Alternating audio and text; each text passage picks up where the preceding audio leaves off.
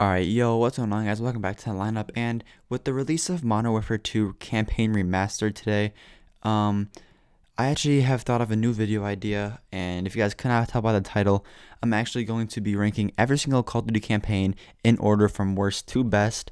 And the thing about this was, I seen some other people do it on YouTube, some other lists, and I don't actually have the same list as them. Like my favorite campaign has not been what anyone else's have been. Like Ink Slashers, like a bunch of other people, like none of them. Like I have a whole different list, so that's what I'm bringing you guys this video today. Just something different to do as well because Modern Warfare 2 Remastered also dropped today. Not for Xbox though, which kind of sucks because I'm an Xbox player, and so yeah, without that, I'm kind of like stuck there, like I'm all bored and shit. All right, so without further ado, let's get into this and. Here's my list of Call of Duty campaign worst to best. Starting off with the worst campaign of all time, I'm gonna have to go with Black Ops 3. Black Ops 3 was definitely the worst of all time. Um, the only thing that made it fun was the zombie mode and the co-op and how it could be co-op. Other from that, the storyline was stupid. It was all dumb. I didn't even want to talk about it for that long because it was honestly just so dumb. But after BO3, I have to put Infinite Warfare right after that. Infinite Warfare was the worst Call of Duty game ever made, in my opinion. I hate that game, do not like it at all. And the campaign wasn't far behind. The campaign was alright. It wasn't anything special, it wasn't anything bad. It wasn't, good either. It was alright. Enjoyed playing it at first, and then it kind of just got drawn out by how like you're looking for that one fucking guy, but oh, you see him, but then he escapes you, and stuff like that, and you're about to get him all the time and everything, but then you fall so short, and it just got so dragged out, and I just didn't like it because of that. So after Infinite Warfare, I have the next Warfare game in Advanced Warfare. Advanced Warfare was cool because you have that was the first and only game where you had the big exos like jumps where you could jump to the fucking sky.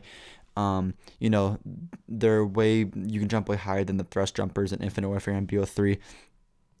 But talking about the campaign more specifically, I it was cool because that's when we got the first use the grappler. That's how we learned to use our exosystem. But for the plot, it was alright. I like how you lose your arm and you're kind of like you have like a biotic robotic arm. And then that's like malfunctioning all the time and stuff like that. I don't actually remember a lot about the game and how it ended, but I remember enough to put it this far down on the list. And after Advanced Warfare, I have World War Two. World War Two, in my opinion, I'll talk about it on my next slot too. You guys can probably already guess what my next pick is after this, but World War Two was just a worser version of World at War, in my opinion. Um, at World at War, you have D-Day first mission, and on this you had D-Day as well. You have the first mission, so it was just like a kind of a worser version, and I just didn't enjoy it because of that, and because when I was replaying the campaigns, I played of World at War and the World War II back to back, and I'm like, this is literally the same thing, but World at War. That's why my next pick on the list is World at War, because World at War is also better than World War II, but it's not better than anything else that I have past World at War, in my opinion. So I got World at War. So right now we have BO3, Infinite Warfare, Advanced Warfare, World War II, and World at War. That's my five worst campaigns of all time, in my opinion. So now we're going to pretty much like the ones that were hardest for me to put in place. And on number 6 on the list, I have World War 3. Or not World War 3, I'm sorry, Modern Warfare 3. Modern Warfare 3 was a fun game. It was a great way to end the sequel. Everyone died besides Captain Price. Yuri died. Soap died. Everyone died. Ghost. Everyone in the series died besides Price. Killed Makarov, which was cool. The ending was phenomenal to end the series. Overall, Modern Warfare 3 was a good game. Was a good game campaign. I really enjoyed it. I enjoyed the multiplayer as well. I enjoyed everything about that game, like I said. But yeah, my next pick on this list after that is the new Modern Warfare. The new Modern Warfare, we haven't had a good campaign in a long time, you know.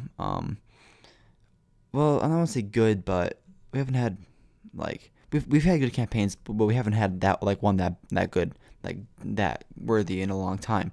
And the reason why I put this one so high up is because I really enjoy like what like they're taking a new route with it. You know, they pretty much they have same characters, Gaz, Price, everyone, um, but and with some new characters, but we actually have like a spin off and a new series going.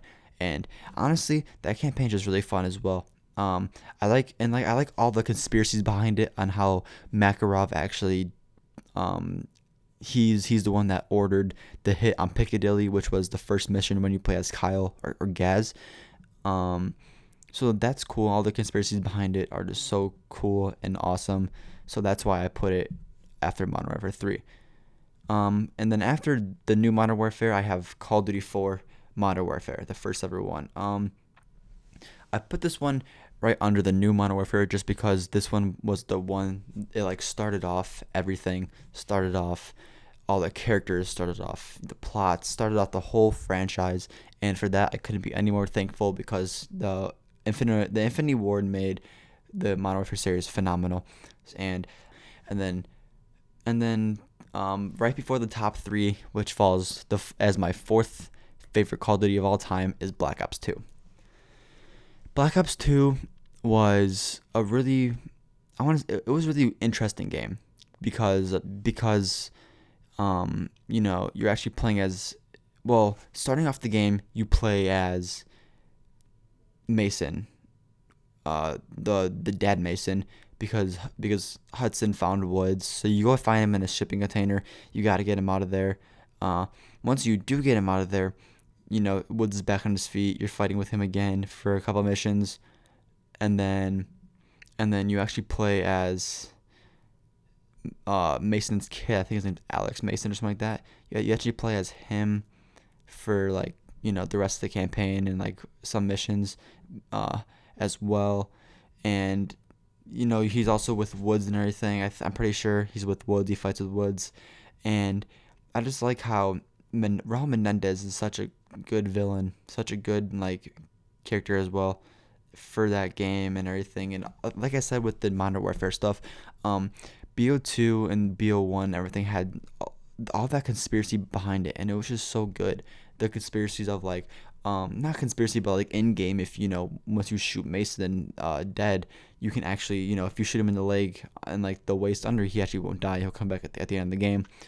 But if you shoot him dead, he's dead. You know. And then all the alternative endings where like you know Menendez kills Woods. Menendez actually visits Woods but doesn't kill him, just talks to him. Bunch of alternate endings and a bunch of different scenarios that could have happened in that game, and that's why I enjoy it, and that's why it's my fourth best. But this one after it, my top three. We're going into my top three right now.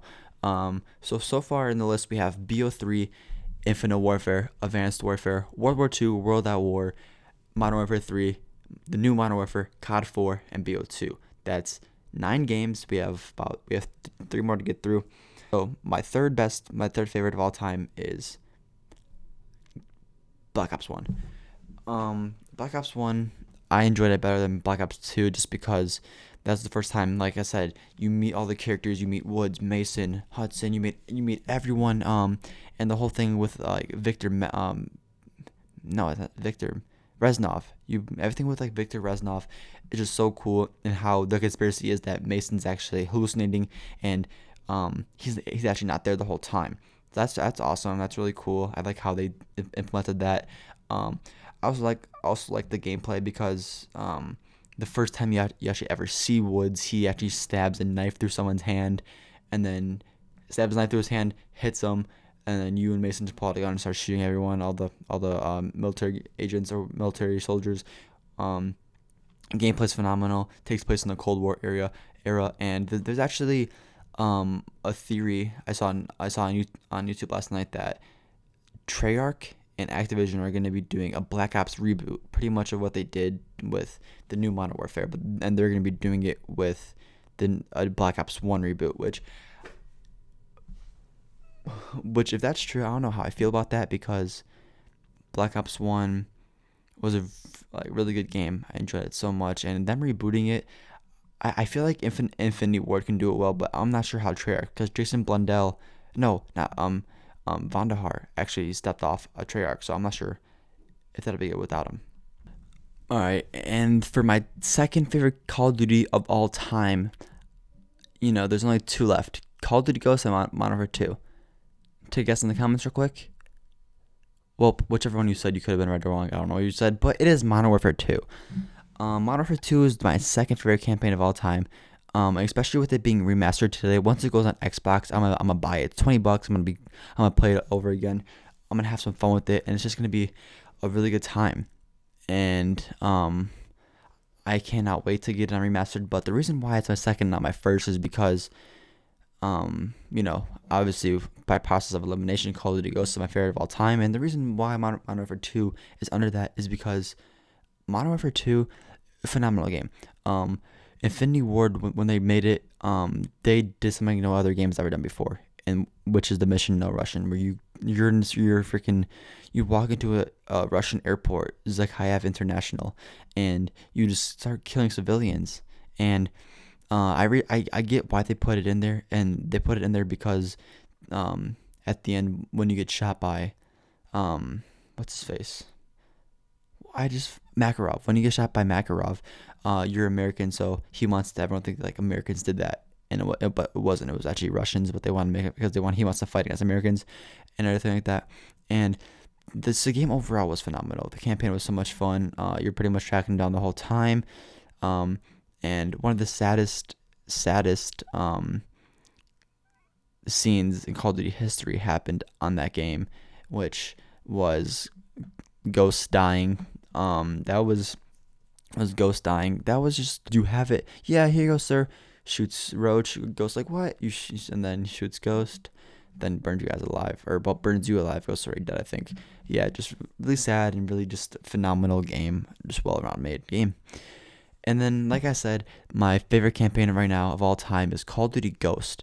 And this is probably also the most underrated campaign ever made, just because everyone hated Ghost multiplayer, but I enjoyed the game overall. As in all, Extinction, multiplayer campaign, I enjoyed everything about it. It was such a cool game, but I get where everyone's coming from with like, the campaign was done, blah blah, because of the whole cliffhanger at the end, how he's actually alive, Rourke's alive instead of everything like that.